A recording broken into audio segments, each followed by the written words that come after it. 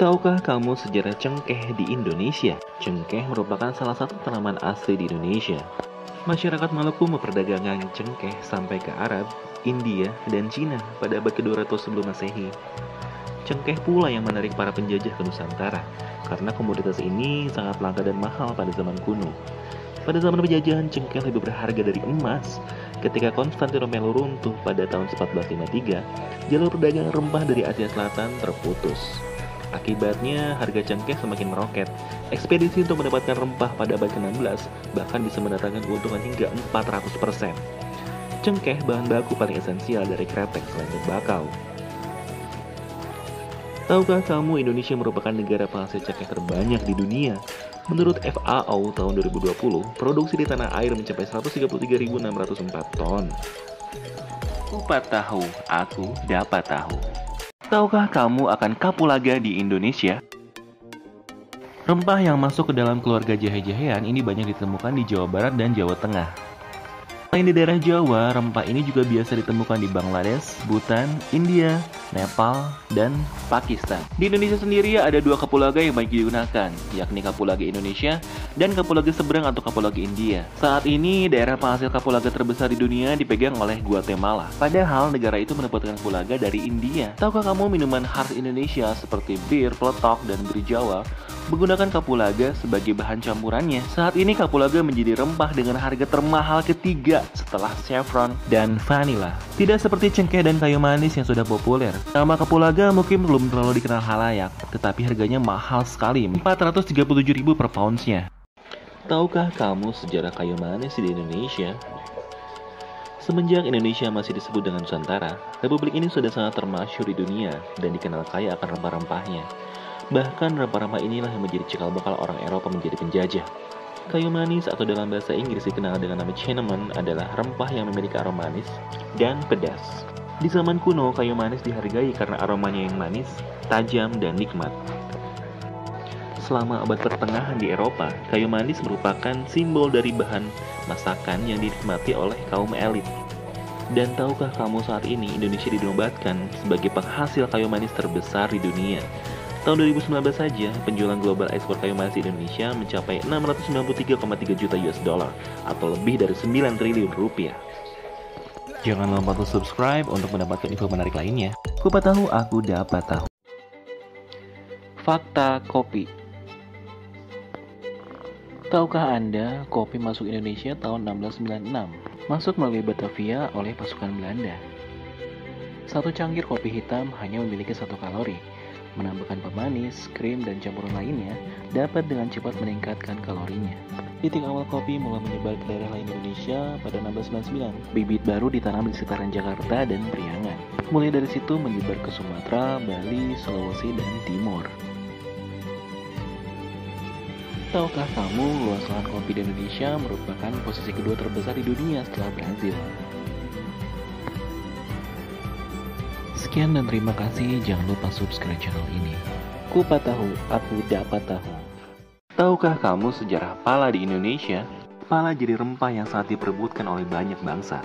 VOC berhasil menguasai Banda pada tahun 1600-an. VOC mengirim 2.000 tentara yang menyebabkan banyak ribuan Banda tewas. Berkurangnya populasi ini jadi kesempatan bagi VOC untuk kemudian memperbudak warga Banda yang tersisa. Petaka kemudian datang kepada VOC. Pada 1769, seorang ahli hortikultura berbangsaan Prancis berhasil mencapai Pulau Banda dan menyelundupkan buah pala. Setelah itu, Inggris juga berhasil menguasai Banda pada 1796 dan berhasil mengembangkan perkebunan pala di Penang, Singapura, dan juga di daerah-daerah jajahan lainnya. Pulau Grenada di Karibia, salah satu jajahan Inggris terlama, pada akhirnya menjadi daerah pengekspor pala terbesar di dunia. Pala juga digunakan dalam saus untuk hidangan yang berasal dari Eropa, seperti bistik, semur, roulade, bistik lidah, juga menjadi garnish dalam berbagai jenis koktail. Jangan lupa untuk subscribe untuk info menarik lainnya. Kupat tahu, aku dapat tahu. Tahukah kamu berikut sekilas sejarah gula di Indonesia? Suburnya tanah dataran rendah telah menarik minat perintahan Hindia Belanda untuk menjadikan kawasan Kediri dan sekitarnya menjadi lumbung industri pertanian tebu. Akhir abad ke-19, jaringan kereta api antar dalam kota dibangun di mana-mana. Hal tersebut untuk distribusi hasil tebu. Para petani di Jawa Tengah dan Jawa Timur yang biasa bertanam padi beralih ke tanaman tebu. Hal ini merubah nuansa kuliner mereka. Industri tebu mencapai puncaknya pada 1930-an dengan jumlah pabrik gula sekitar 180-an. Pabrik ini menghasilkan gula sampai 3 juta ton per tahunnya. Hasilnya diekspor ke berbagai negara di Eropa. Produksi gula tebu di wilayah jajahan Belanda di Indonesia mempunyai peranan besar dalam mengatasi krisis ekonomi di Belanda. Di era kemerdekaan ini, mengapa Indonesia tidak dapat meraih kembali jalan kemasan sebagai salah satu pengimpor gula dunia seperti saat zaman kolonial Belanda? Hal itu merupakan pekerjaan rumah untuk kita semua. Kupat tahu, aku dapat tahu. Teh di Indonesia berasal dari masuknya tanaman teh yang berupa biji dari Jepang ke Indonesia pada tahun 1684. Teh dibawa ke Batavia oleh Andreas Kleyer, seorang dokter yang berkebangsaan Jerman. Hampir seabad kemudian, tahun 1824, pemerintah Hindia Belanda mengutus Thibault mengenalkan usaha pembudidayaan teh dengan bibit yang berasal dari Jepang. Wilayah Periangan Tengah dipilih menjadi perkebunan teh. Udara sejuk dan topografi pegunungan cocok untuk habitat tanaman ini. Teh menjadi salah satu tanaman utama yang ditanam pada kultur stel-sel. Rakyat dipaksa untuk menanam teh di kawasan sendiri atau sewaan. Sistem tanam paksa kolonial berhasil menyumbang 967 juta gulden ke pemerintahan Belanda. Wow. Memasuki era kemerdekaan, industri teh mencoba bangkit, terutama setelah tahun 1959 menjadi perusahaan perkebunan negara. Tapi sampai saat ini produksinya belum menyamai seperti zaman dulu, seperti era keemasan di zaman penjajahan.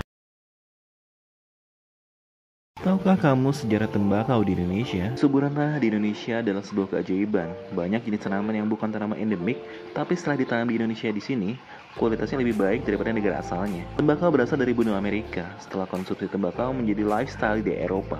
Tembakau dibawa masuk Indonesia oleh sejarah kolonialisme Barat pada awal abad ke-17. Tingginya nilai tembakau dalam perdagangan dunia saat itu membuat Jenderal Van de Bos mengeluarkan kebijakan kultur stel-stel. Berawal dari Sumatera Timur, Belanda mendapatkan hak konsesi tanah dari Sultan Delhi. Ekspor tembakau semakin berkembang ke Rotterdam. Indonesia bukan hanya menghasilkan tembakau berkualitas di tingkat dunia. Hal lain yang menarik dicatat adalah munculnya produk nasional yaitu kretek. Dari zaman penjajahan sampai sekarang, tembakau memegang peranan ekonomi di Nusantara. Pada tahun 2018 saja, diestimasi keuntungannya mencapai 148,23 triliun rupiah. Tahukah Anda sejarah vanili di Indonesia? Vanili di Indonesia punya perjalanan yang sangat panjang. Vanili masuk Indonesia dibawa oleh Belanda, langsung dari negara asalnya pada abad ke-19. Setelah ditanam di Indonesia, ternyata kualitas dan produktivitasnya lebih baik daripada negara asalnya, yaitu Meksiko. Di masa lalu, harga vanili sangat mahal, per batangnya dihargai 10-25 sen dolar. Masyarakat Eropa punya julukan khusus untuk vanili Indonesia, Java Vanilla Beans. Diartikan secara harfiah berarti polong vanili Java. Meski tak semua vanili Indonesia itu berasal dari Pulau Jawa. Batang vanili bahkan ikut menjadi barang berjasa dalam mempertahankan kemerdekaan Indonesia. Karena pada masa revolusi, batang vanili biasa ditukar dengan senjata untuk mempertahankan kemerdekaan Indonesia. Saat ini, vanili dijual dengan harga bervariasi mulai dari puluhan ribu hingga jutaan rupiah per kilogramnya. Roda terus berputar, zaman pun berganti. Nasib vanili beberapa tahun belakangan ini mulai membaik. Sekian sekilas informasi dari Kupat Tahu. Kupat Tahu, aku dapat tahu. Tahukah kamu akan lada di Indonesia? Masyarakat Yunani kuno telah mengenal lada sejak tahun 372 sebelum Masehi. Pada tahun 1492, Columbus menemukan adanya tanaman lada di India Barat. Di wilayah Genoa dan Venesia, lada bahkan dijadikan sebagai sumber kekayaan, layaknya emas dan permata. Lada di Indonesia mulai berkembang sejak abad ke-16. Tanaman ini dibawa oleh bangsa Portugis. Zaman dahulu saat masih bernama Hindia Belanda, Indonesia sudah dikenal sebagai pemasok sekitar 80% dari kebutuhan lada dunia. Bahkan selama masa penjajahan Belanda pada abad ke-18, 2/3 dari keuntungan kolonial Belanda diperoleh dari lada. Dewasa ini, Indonesia dan India dianggap sebagai dua negara penghasil lada utama di dunia. Berdasarkan neraca perkebunan tahun 2021, ekspor lada tercatat mencapai sebesar 39.961,36 ton. Itulah sejarah singkat mengenai lada.